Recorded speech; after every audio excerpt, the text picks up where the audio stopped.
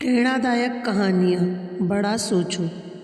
अत्यंत गरीब परिवार का एक बेरोजगार युवक नौकरी की तलाश में किसी दूसरे शहर जाने के लिए रेलगाड़ी से सफ़र कर रहा था।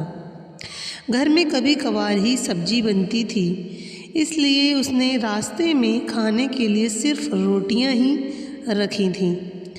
आधा रास्ता गुजर जाने के बाद उसे भूख लगने लगी और वह टिफ़िन में से रोटियां निकालकर खाने लगा।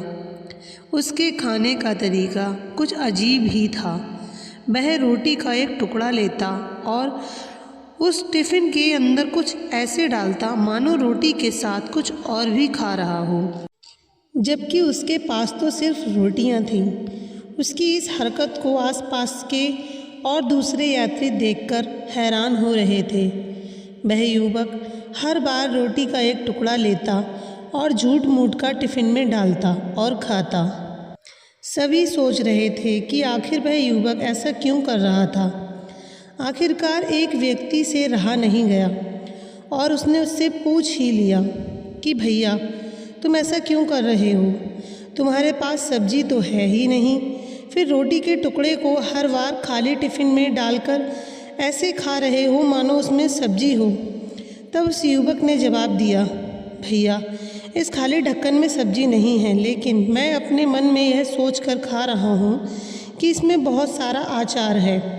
मैं अचार के साथ रोटी खा रहा हूँ। फिर व्यक्ति ने पूछा, खाली ढक्कन में अचार सोचकर सूखी रोटी को खा रहे हो, तो क्या तुम्हें अचार का स्वाद आ रहा है? हाँ, बिल्कुल आ रहा है। मैं रोटी के साथ अचार सोचकर खा रहा हूँ और मुझे बहुत अच्छा भी लग रहा है, युवक ने जवाब दिया। उसके इस बात को आसपास के यात्रियों ने भी सुना और उन्हीं में से एक व्यक्ति बोला, जब सोचना ही था तो तुम अचार की जगह पर मटर पनीर सोचते, शाही गोभी सोचते, तुम्हें इनका स्वाद मिल जाता। तुम्हारे कहने के मुताबिक तुमने अचार सोचा तो अचार का स्वाद आया, तो और स्वादिष्ट चीज़ों के बारे में सोचते तो उनका स्वाद आता। सोचना ही था तो भला छोटा क्यों सोचे? तुम्हें तो बड़ा सोचना चाहिए था।